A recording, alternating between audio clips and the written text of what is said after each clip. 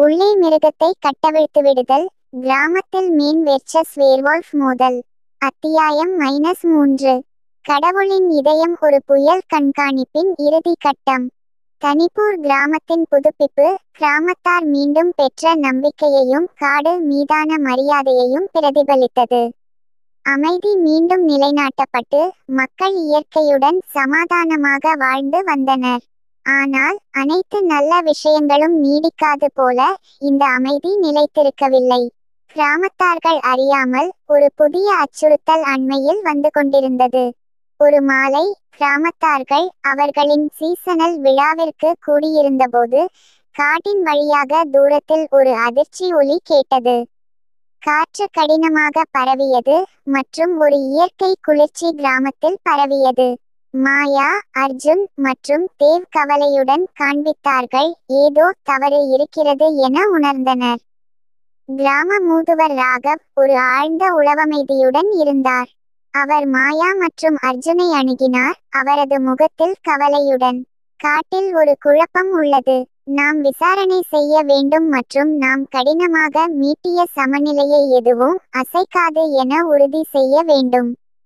அந்த 3 பேர் தேவுடன் சேர்ந்து மீண்டும் காட்டில் பயணம் செய்தனர். ஆவிகளின் கிசுகிசு மற்றும் அவர்களுக்கு சரியான நம்பிக்கை வழிகாட்டியது. அவர்கள் எவ்வளவு தூரம் சென்றாலும் சூழ்நிலை மாறியது. மரங்கள் நடுங்கியது மற்றும் ஒரு காலம் உயிர்வளமாயிருந்த காடு மரணமாயிருந்தது. திடீரென அவர்கள் ஒரு உச்சியில் வந்தனர். அங்கே நிலம் குழப்பமடைந்திருந்தது. பெரிய குத்தைகள் நிலத்தில் மாட்டியிருந்தது மற்றும் மரங்கள் ஆழமான நகங்கள் கொண்டு குத்தப்பட்டிருந்தது. அழிவின் மையத்தில் நின்ற கம்பளத்தில் மூடிய ஒரு உருவம், இறுதி பற்றாக்குறை போன்ற துகள்கள் போல கண்கள் ஏற்றின. இந்த உருவம் அவர்கள் முன்பு எதிர்கொண்ட மனித செம்மொழி மாதிரியல்ல, அது ஒரு மிக சக்தி வாய்ந்த தீய ஆற்றல் நிரப்பியது. நீங்கள் யார்? மாயா கேட்டார், அவரது வழக்கமான தைரியத்துடன் முன்னேறியபோது. நீங்கள் எங்கள் கிராமத்துடன் என்ன செய்ய விரும்புகிறீர்கள்? உருவத்தின் குரல் ஒரு குறைந்த உருமல் உச்சியின் வழியாக எதிரொலித்தது. நான் நிழல்களின் தலைவன், காட்டின் கோபத்தின் உண்மையான ஆவி. நீங்கள் எனது சாபத்துக்குள்ளாகிய உறவினரை கையாளலாம், ஆனால் நீங்கள் இன்னும் இயற்கையின் முழு கோபத்தை எதிர்கொள்ளவில்லை. உங்கள் சமநிலையை மீண்டும் பெறுவதற்கான முயற்சிகள் வீண். காடு பழிகாரணம் செய்யும். ஆவிகளுடன் ஆழ்ந்த தொடர்பு கொண்ட தேவ் முன்னேறினார். நாம் காட்டை முந்தைய நேரத்தில் தவறு செய்தோம், ஆனால் நாம் சரி செய்ய முயல்கிறோம். இப்போது சமநிலையில் வாழ்கிறோம். நம் நம்பிக்கையை நிரூபிக்க என்ன செய்ய வேண்டும்?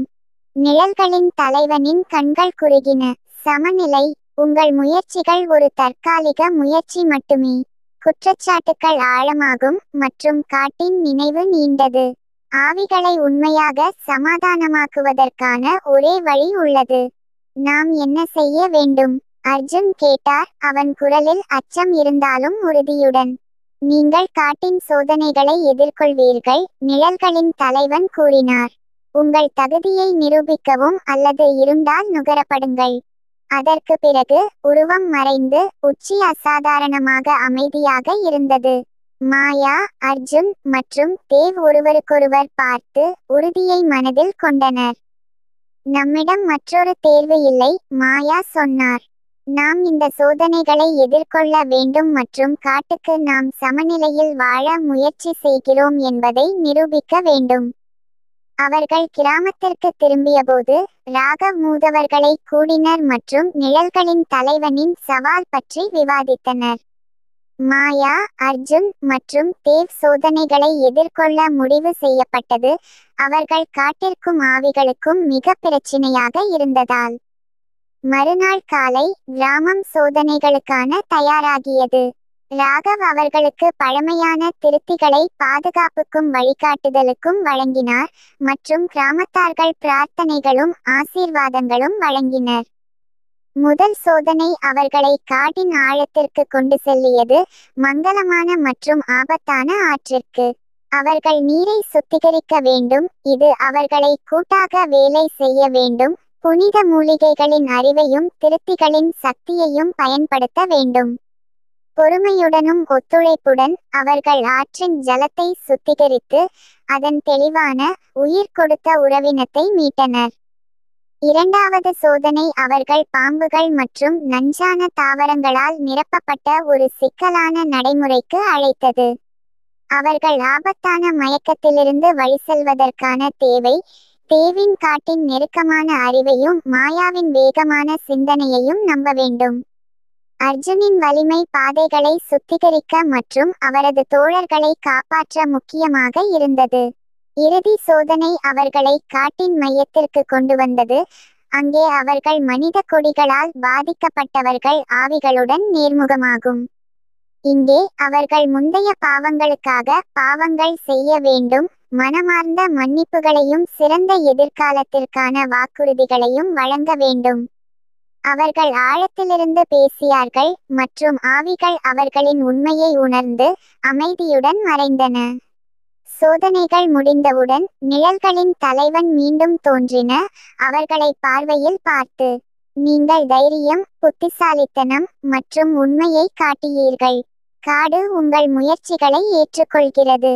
நீங்கள் தேடுகிற சமநிலை மெல்லியதாக இருக்கிறது, ஆனால் நீங்கள் உங்கள் வாக்குறுதிகளை காப்பாற்றுவீர்கள் என்றால் அதை பராமரிக்க முடியும்.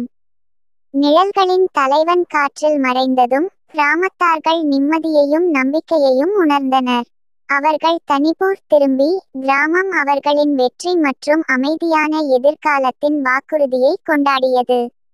அந்த நாளில் இருந்து தனிப்பூருக்கும் காட்டுக்கும் உள்ள இணைப்பு மேலும் வலுவாகியது.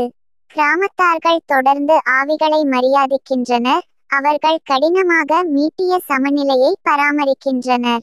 முந்தைய நினைவுகள் நிழல்களாக இருந்தாலும் ஒற்றுமையின் ஒளியும் மரியாதையின் சின்னமும் கிராமத்தை உலகில் பல சமயம் மாறி காட்சியளிக்கின்றது. தனிப்பூரில் சோதனைகளுக்கு பிறகு நிலவிய அமைதி கடினமாக வென்ற ஒரு வெற்றியாகும் மற்றும் கிராமத்தார்கள் அதை ஆழமாக மதித்தனர். ஆனால் இந்த அமைதி நிலைத்திருக்க வேண்டும் என்பதில் அவர்கள் உறுதியாக இருந்தனர். அவர்கள் மீட்ட சமநிலை நுண்ணியதாக இருந்தது மற்றும் காட்டு ஆவிகள் இன்னும் அவர்களை பரவலாக கண்காணித்தனர். மாதங்கள் கடந்தன மற்றும் கிராமம் வளர்ச்சியடைந்தது. மாயா, அர்ஜுன் மற்றும் தேவ் தங்கள் சமூகத்தில் தலைவர்களாக ஆனார்கள். இளம் தலைமுறையினருக்கு இயற்கையுடன் சமாதானமாக வாழ்வது முக்கியம் என்பதை கற்பிக்கின்றனர். அவர்கள் சீசனல் விழாக்களை ஏற்பாடு செய்தனர், காட்டில் புனித இடங்களை பராமரித்தனர் மற்றும் கிராமத்தார்கள் தங்களைச் சுற்றி வாழும் நிலத்தை மதிக்க வைத்தனர்.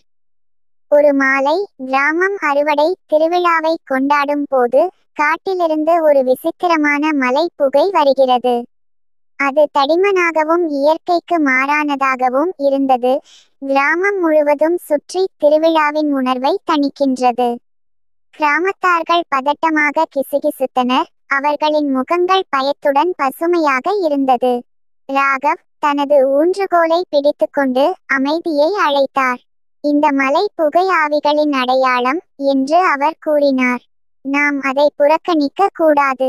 மீண்டும் சமநிலையை யாரோ குறைத்துள்ளனர். மாயா, அர்ஜுன் மற்றும் தேவ் கவலையுடன் பார்த்தனர். அவர்கள் எப்போதும் விழிப்புடன் இருந்தனர், ஆனால் அவர்களின் முயற்சிகள் போதவில்லை போல இருந்தது.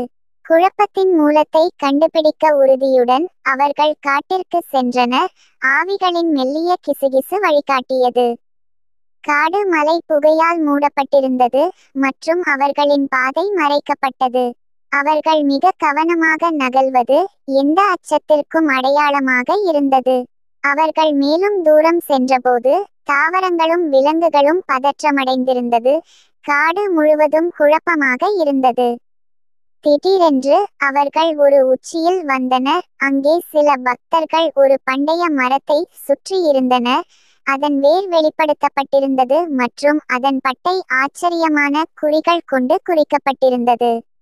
பக்தர்கள் இருண்ட கம்பளங்களை அணிந்தனர் மற்றும் அவர்களுக்கு அறியாத மொழியில் பாடங்கள் பாடினர். காற்று தீய ஆற்றல் கொண்டு நிரம்பியது மற்றும் மரம் வலி கொடுத்து உருமியது.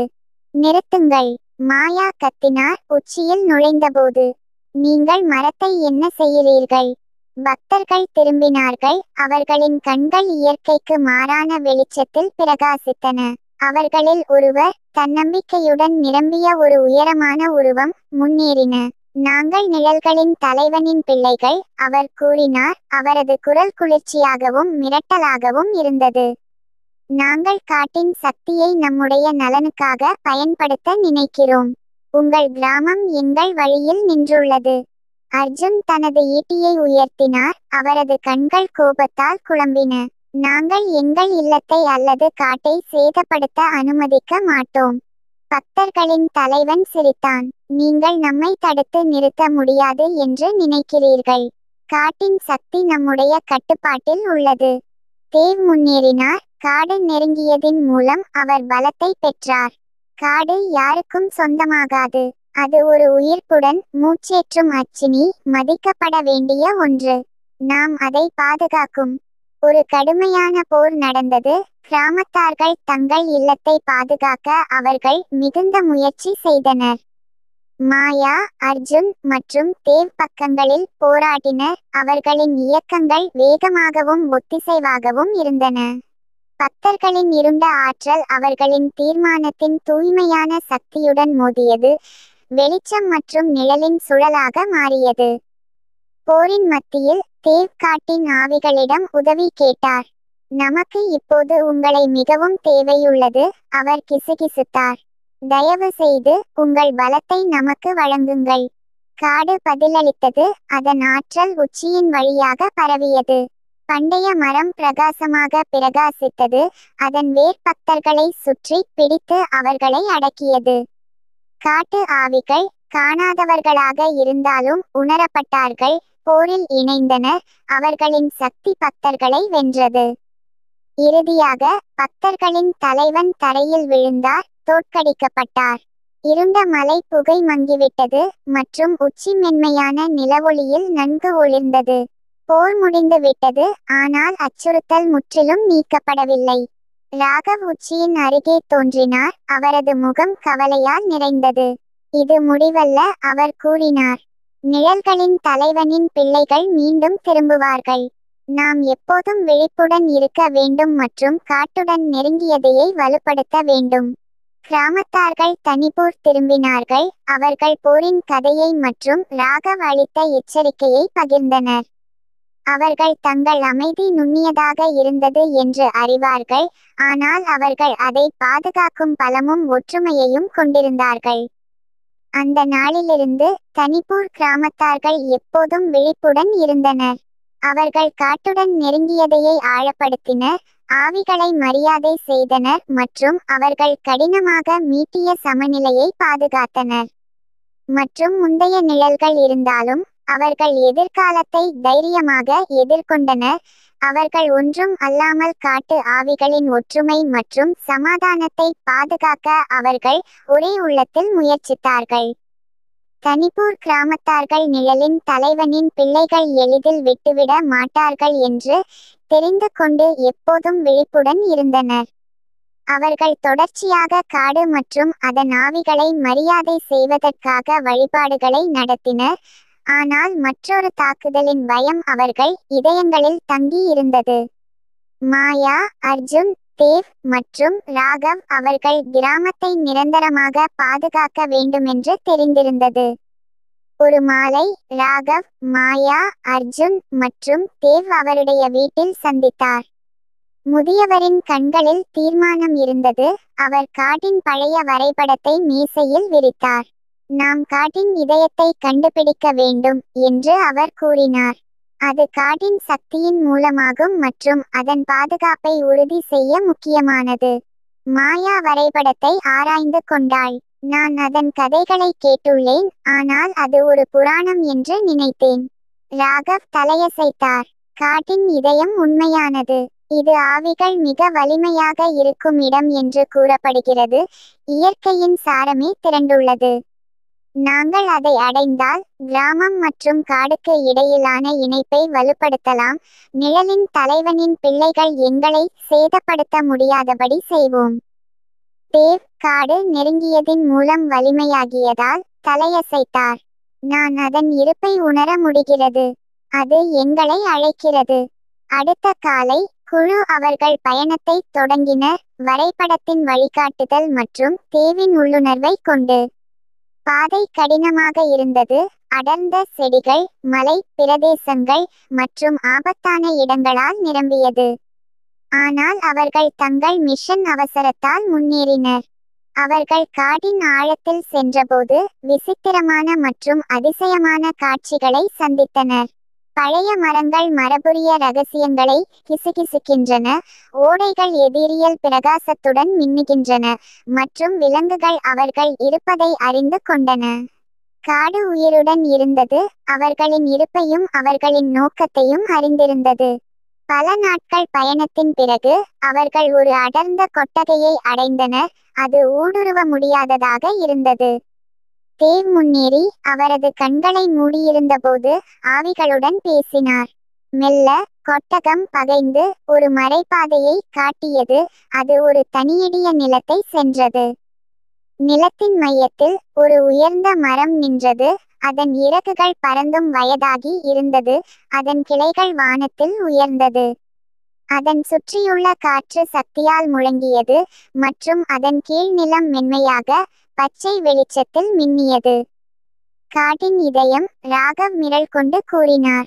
மாயா, அர்ஜுன் மற்றும் தேவ் மரத்தை அணுகினர், மிகவும் மரியாதை உணர்ந்து கொண்டனர். அவர்கள் தங்கள் கைகளை மரத்தின் பட்டையில் வைத்தனர், மற்றும் ஒரு வெப்பமான மற்றும் சக்தியான அலை அவர்களை ஊடுருவியது. காடு ஆவிகள் அவர்கள் சுற்றியிருந்தனர், அவர்களின் இருப்பு ஆறுதலாகவும் உறுதியாகவும் இருந்தது. ராகவ் ஜெபிக்கத் தொடங்கினார், அவரது குரல் காட்டின் ஒலிகளுடன் இணைந்தது. காடு ஆவிகள், நாங்கள் உங்கள் பாதுகாப்பை தேடுகிறோம். நாங்கள் உங்களை மரியாதை செய்கிறோம் மற்றும் இயற்கையுடன் ஒற்றுமையாக வாழ்ந்து வைக்க உறுதியளிக்கிறோம். எங்கள் இணைப்பை வலுப்படுத்தி எங்கள் கிராமத்தை சேதப்படுத்த நினைக்கும் மக்களிடமிருந்து காத்திடுங்கள். ஜெபம் தொடர்ந்தபோது மரத்தின் வெளிச்சம் அதிகரித்தது, மற்றும் ஆவிகள் பண்டைய மரத்துடன் இணைந்தனர், அவர்களின் சக்தி அதில் வழிந்தது, பின்னர் காடு முழுவதும் பரவியது. அவர்கள் காலடியில் நிலம் உயிர்த்திருக்கிறது, மற்றும் சுற்றியுள்ள காற்று சக்தியால் முழங்கியது. அவசரமாக ஒரு உருவம் நிலத்தின் நிழலிலிருந்து தோன்றியது. அது நிழல்களின் தலைவன், ஆனால் இந்த முறையில் அவரது கண்களில் மரியாதை காணப்பட்டது. நீங்கள் காட்டின் இதயத்தை கண்டுபிடித்தீர்கள், அவர் கூறினார். நீங்கள் உங்கள் மதிப்பையும் இயற்கையின் சமநிலைக்கு உங்கள் அர்ப்பணிப்பையும் நிரூபித்தீர்கள். உங்கள் முயற்சியை நான் மரியாதை செய்கிறேன். மாயா முன்னேறி அவரது கண்கள் நிழலின் தலைவனை நோக்கி இருந்தது. நாங்கள் சமாதானம் விரும்புகிறோம், போர் அல்ல. காடையும் எங்கள் கிராமத்தையும் பாதுகாக்க எங்களுக்கு உதவுங்கள். நிழலின் தலைவன் தலையசைத்தார். காடு உங்களை அதன் பாதுகாவலர்களாக தேர்ந்தெடுத்துள்ளது. நான் உங்கள் மீது உள்ளவர் காத்து நிற்பேன், சமநிலையை குலைக்கும் எவரிடமிருந்து. அந்த வார்த்தைகளுடன் நிழலின் தலைவன் மறைந்தார், பின்னால் அமைதி மற்றும் தீர்மானம் அனுபவத்துடன். காட்டின் இதயத்தின் வெளிச்சம் மங்கியதுடன், ஆனால் அதன் வழங்கிய சக்தி மாறாது. கிராமம் மற்றும் காடுக்கு இடையிலான இணைப்பு இப்போது உடைக்க முடியாததாக இருந்தது. தனிப்பூர் திரும்பும் பயணம் சுவனிப்புள்ள சாதனையும் நம்பிக்கையுடனும் நிரம்பியிருந்தது. கிராமத்தார்கள் அவர்களை மகிழ்ச்சியுடன் மற்றும் ஆறுதலுடன் வரவேற்றனர், மற்றும் ராகவ் அவர்கள் வெற்றியின் செய்தியை பகிர்ந்தார். அந்த நாளிலிருந்து தனிப்பூர் காடு ஆவிகளின் பாதுகாப்பின் கீழ் வளர்ந்தது. நிழலின் தலைவனின் பிள்ளைகள் எப்போது திரும்பவில்லை, அவர்கள் இருண்ட எண்ணங்கள் கிராமம் மற்றும் காடு ஒற்றுமையாக எதிர்த்ததால் தோற்கடிக்கப்பட்டன. காட்டின் இதயம் அவர்கள் நிலையான இணைப்பின் சின்னமாக ஆனது. ஒற்றுமை மற்றும் மரியாதை மிகப்பெரிய சவால்களை சமாளிக்க முடியும் என்பதை நினைவூட்டியது. அப்படி தனிப்பூர் கிராமம் நம்பிக்கை மற்றும் சக்தி மிக்க ஒற்றுமையின் சின்னமாக நின்றது, மனிதர்கள் மற்றும் இயற்கை இடையிலான உடைக்க முடியாத இணைப்பின் சான்றாக. மான், நாய் மற்றும் அவர்கள் சந்தித்த சோதனைகளின் புராணம் ஒரு மதிப்பு மிக்க கதையாக தலைமுறைகளுக்கு உதவியது, அவர்கள் இல்லத்தை காப்பாற்றிய தைரியம் மற்றும் தீர்மானம் நினைவூட்டும் கதையாக. காட்டின் இதயத்தின் பாதுகாப்பில் தனிப்பூர் கிராமம் வளமாக வளர்ந்தது. கிராமத்தார்கள் மற்றும் காட்டு ஆவிகளுக்கு இடையிலான உறவு வலிமையானது. அவர்கள் கடினமாக பெற்றிருந்த அமைதி உடைக்க முடியாதது போல தோன்றியது. ஆனால் ஒற்றுமையின் எல்லா கதைகளிலும் நிழல்கள் எதிர்பாராத இடங்களில் லார்க்கம் செய்யும். ஒரு நிலவில்லா இரவில் கிராமம் அமைதியாக உறங்கிக் கொண்டிருந்தபோது காடு முழுவதும் ஒரு விசித்திரமான சத்தம் எதிரொலித்தது. அது ஒரு தாழ்ந்த, துயரமான ஊளையெழுப்பல், துயரமும் கோபமும் நிறைந்திருந்தது. தேவ் காடுடன் மேலும் நெருக்கமாக இருந்தார். திடீரென எழுந்தார். அவருக்கு ஒரு விளக்க முடியாத பயம் உணரப்பட்டது. மாயா மற்றும் அர்ஜுன் காட்டின் துடிப்பிற்கு மிகுந்த விழிப்புடன் விரைவில் அவருக்கு அருகே இருந்தனர். என்ன இது? மாயா கேட்டாள். அவரது குரல் சத்தமாக இருந்தது, ஆனால் அவசரமாக இருந்தது. காடு வேதனையில் உள்ளது, தேவ் பதிலளித்தார். ஏதோ நடக்கிறது. நாம் ஆராய வேண்டும். அவர்கள் விரைவாக தங்கள் ஆயுதங்களை திரட்டினார்கள் மற்றும் இருண்ட காடுக்குள் நுழைந்தனர். காற்று கவலையால் நிரம்பியிருந்தது. அவர்கள் காட்டின் ஆழத்தில் சென்றபோது ஒரு விசித்திரமான நிகழ்வு பார்த்தார்கள். மரங்கள் சுருங்கிவிட்டது போலிருந்தது. அதன் இலைகள் கருமையாக மாறியன மற்றும் அவர்களின் காலடியில் நிலம் குளிராகவும் உயிரிழந்ததாகவும் இருந்தது.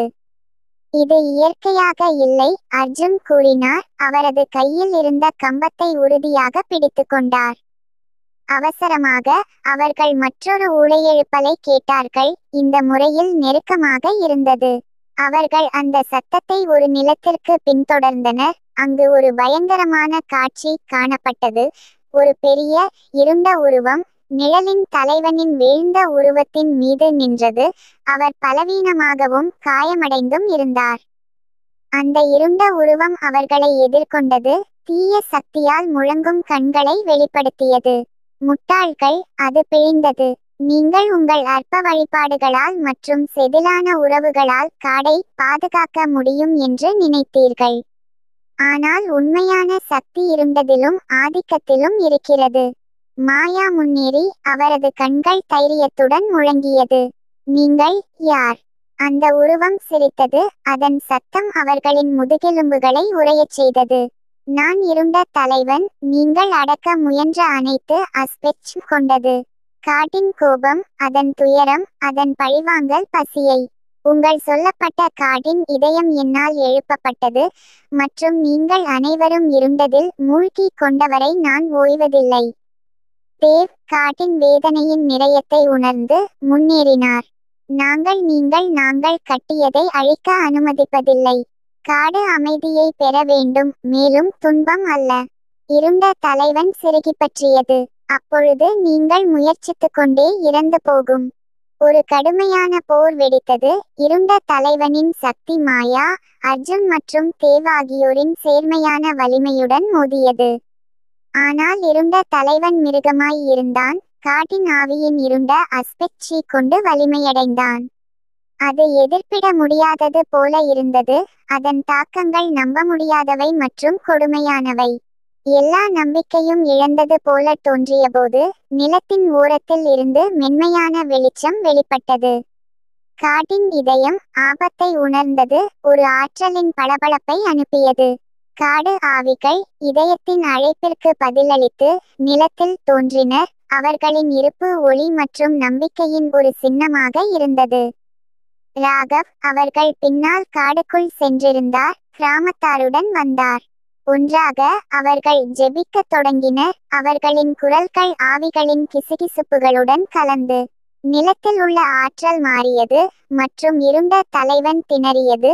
கிராமத்தார் மற்றும் ஆவிகளின் சேர்மையான வலிமையின் முன்னிலையில் அதன் சக்தி குறைந்தது. இப்போது மாயா கத்தினார். நாம் இதை முடிக்க வேண்டும். இறுதி திட தீர்மானத்துடன் மாயா, அர்ஜுன் மற்றும் தேவ் ஒருங்கிணைந்த தாக்குதலை தொடங்கினர். மாயாவின் விரைவான எதிர்வினைகள், அர்ஜுனின் மிருக சக்தி மற்றும் தேவின் காடுடன் நெருங்கிய இணைப்பு இருண்ட தலைவனை முறியடிக்க ஒன்றாகச் சேர்ந்தது. ஒரு கோபத்தின் முழக்கத்துடன் அது ஒரு இருண்ட பளபளப்பாக கலந்தது. காடு ஆவிகள் அதனை உடனடியாக உறிஞ்சி மற்றும் நியூட்ரலைஸ் செய்தனர். நிலம் அமைதியாக தழுவியது. காற்று நம்பிக்கை மற்றும் வெற்றியின் உணர்வால் நிரம்பியது. நிழலின் தலைவன் இப்போது தனது காயங்களிலிருந்து மீண்டு கொண்டிருந்தார். நன்றி தெரிவித்தார். நீங்கள் மீண்டும் காடை காப்பாற்றியுள்ளீர்கள்.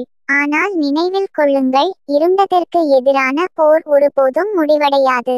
நீங்கள் எப்போதும் விழிப்புடன் இருக்க வேண்டும். கிராமத்தார்கள் தனிப்போருக்கு திரும்பினார்கள். அவர்களின் சத்துகள் வெற்றியால் உயர்ந்தது. ஆனால் அவர்களின் வேலை ஒருபோதும் முடியாது என்ற அறிவால் ஒட்டப்பட்டனர்.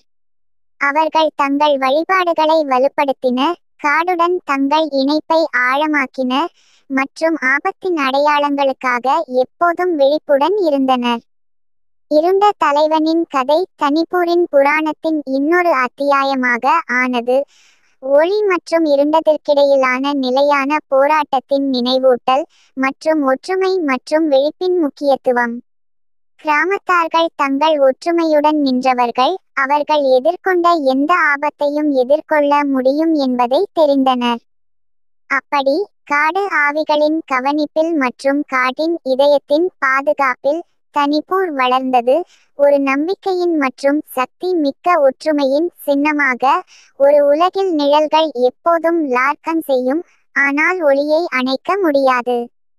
தனிப்பூரின் அமைதி கடினமாக பெற்றது மற்றும் கிராமத்தார்கள் அதை அவர்கள் முழு வலிமையால் பாதுகாக்க வேண்டும் என்று தெரிந்தது. இருண்ட தலைவனின் தாக்குதல் நினைவு அவர்களின் மனதில் புதியதாகவே இருந்தது. லார்க்கம் அபாயங்களின் ஒரு தெளிவான நினைவூட்டல். அவர்கள் தங்கள் கிராமத்தை பூரணமாக்கினர், காடுடன் தங்கள் இணைப்பை பராமரிக்க தங்கள் முயற்சிகளை இரட்டிக்க செய்தனர் மற்றும் இருண்டது திரும்பி வரும் எந்த அறிகுறிக்கும் அவர்கள் கண்களை திறந்தவாறு வைத்தனர். ஒரு இரவு, கிராமம் அமைதியாக உறங்கும் பொழுது, காற்று ஒரு மிரளக்கூடிய அமைதியால் கனமாக மாறியது. தேவ் காடுடன் எப்போதும் நெருக்கமாக இருந்தார், ஒரு சுழல் உணர்ந்தார். அவர் விரைவாக மாயா, அர்ஜுன் மற்றும் ராகவ் ஆகியோரை கூடியவன். காடு துடிப்பது, தேவ் கூறினார். அவரது குரல் பதட்டமாக இருந்தது. நான் ஏதோ சக்தியோடு நெருங்குவதை கண்டு கொண்டேன். ராகவ் கனிவானதின் பொழுது தலை ஆட்டினார். என்ன வந்தாலும் நாம் தயாராக இருக்க வேண்டும். இது நம் வலிமை மற்றும் ஒற்றுமையின் இறுதி சோதனை ஆகலாம். குழு ஆயுதங்களை எடுத்துக்கொண்டு கிராமத்தாரை ஒன்று திரட்டினார்கள். அவர்கள் பயம் மற்றும் தீர்மானத்தின் கலவையுடன் கிராமத்தின் மையத்தில் கூடியார்கள். அவர்கள் தங்கள் வாழ்க்கையை பாதுகாக்க ஒன்றாக நின்றால் மட்டுமே தங்கள் உயிர் பிழைப்பதை உணர்ந்தார்கள். அவர்கள் காத்திருந்தபோது நிலம் குலுங்கத் தொடங்கியது. காட்டிலிருந்து வெளிப்பட்டது ஒரு காட்சியல்ல, ஆனால் ஒரு இருண்ட உருவங்களின் இராணுவம். ஒரு பெரிய உருவத்தால் வழிநடத்தப்பட்டது, அது முற்றிலும் இருண்டத்தால் பரவியது. இது உண்மையான இருண்ட தலைவனின் வடிவமாக இருந்தது, முன்பை விட வலிமையானதும் பயங்கரமானதும். அது குந்தியுள்ள ஆவிகளால் ஆதரிக்கப்பட்டது. நீங்கள் என்னை நிறுத்த முடியும் என்று நினைக்கிறீர்களா? இருண்ட தலைவன் கத்தியது, அதன் குரல் மரங்களை குலுக்கியது. இந்த காடு, உங்கள் கிராமம் அனைத்தும் நிலையான இருளில் விழுந்துவிடும். மாயா முன்னேறி, அவரது கண்கள் பித்தம் கொண்டிருந்தது. நாங்கள் ஒருமுறை உங்களை தோற்கடித்தோம், மீண்டும் செய்வோம். எங்கள் வீட்டை அழிக்க உங்களுக்கு அனுமதிக்க மாட்டோம். அர்ஜுன் அவரது கம்பத்தை உறுதியாக பிடித்தார். இது எங்கள் நிலம் மற்றும் நாம் அதை எதனாலும் பாதுகாக்கப் போகிறோம். கிராமத்தார்கள் உறுதியான நிலையில் நின்றனர், தங்கள் வாழ்க்கைக்காக போராட தயாராக இருந்தனர். நடந்த போர் அவர்கள் முன்பு சந்தித்ததை விட வேறுபட்டது. இருண்ட தலைவனின் குந்தியர்கள் தாக்குதல் மிகவும் கடுமையானது. ஆனால் கிராமத்தார்கள் எதிர்த்து போராடினர், தங்கள் வீட்டையும் ஒருவரையொருவரையும் பாதுகாக்கும் விருப்பத்தால் தங்கள் இதயங்கள் நிரம்பியது. தேவ் காடு ஆவிகளை அழைத்தார், அவர்களின் ஆற்றல் அவரின் மூலம் வெளிப்பட்டது. அவர் நிலத்தில் உள்ள ஆழமான இணைப்பால் போராடினார், காட்டின் இதயத்தின் சக்தியை பயன்படுத்தி இருண்ட படைகளை தடுத்தார். மாயாவின் விரைவான எதிர்வினைகள் மற்றும் கூர்மையான மனம் கிராமத்தாரை வழிநடத்தியது. அர்ஜுனின் வலிமை நிலையான பாதுகாப்பாக இருந்தது. இருண்ட தலைவன் அதன் குந்தியர்கள் திணறியதைக் கண்டு ஒரு பயங்கரமான இருண்ட ஆற்றல் அலைவிட்டது. கிராமத்தார்கள் பின்வாங்கியது, நிலை பிடிக்க போராடினார்கள். ஆனால் அப்போது ஒரு பிரகாசமான ஒளி இருண்டதை ஒளிர்ந்தது. காடின் இதயம் மிகவும் தூய்மையான ஆற்றலுடன் ஒளிர்ந்தது. ராகவ் தனது ஊன்றுகோலை உயர்த்தி காடின் இதயத்தின் சக்தியை பரவினார். நாங்கள் இருளால் தோற்கடிக்கப்பட மாட்டோம், அவர் கத்தினார். நாங்கள் ஒன்றிணைந்து நின்றோம், காடு ஆவிகளுடன் எங்கள் பக்கத்தில். கிராமத்தார்கள் தங்கள் குரல்களை ஒரு சக்தி வாய்ந்த ஜெபத்தில் இணைத்தனர். அவர்களின் ஒற்றுமை ஒரு ஒளி சுவரை உருவாக்கியது, அது இருண்ட தலைவனின் ஆற்றலை தடுத்தது. காடின் இதயம் உயிருடன் துடித்தது, அதன் ஆற்றல் கிராமத்தாரின் தீர்மானத்துடன் இணைந்தது. இறுதியாக, திட தீர்மானத்துடன் மாயா, அர்ஜுன் மற்றும் தேவ் இருண்ட தலைவனை எதிர்த்து முன்பணியினர். அவர்கள் தங்கள் வலிமையை ஒன்றிணைத்தனர். தங்கள் ஒருவருக்கொருவர் மற்றும் காடுடன் உள்ள உறவு முன்பை விட வலிமையானது. காடின் இதயத்தின் ஆற்றல் அவர்களின் மூலம் வெளிப்பட்டது, அவர்களுக்கு ஒரு தீர்மானமான தாக்குதலை உருவாக்கும் சக்தியை அளித்தது. இருண்ட தலைவன் ஒரு இறுதி, காது கிழிக்கும் முழக்கத்துடன் கலந்தது. அதன் இருண்ட குந்தியர்கள் அதனுடன் இல்லைசமாய் அழிந்தது. காடு அமைதியாக இருக்கிறது, இலைகளின் மென்மையான கசிவு மற்றும் இயற்கையின் சமநிலை மீண்டும் கிடைக்கிறது. கிராமத்தார்கள் வெற்றி பெற்றனர், அவர்களின் முகங்கள் நம்பிக்கையும் சோர்வும் வெளிப்படுத்தியது.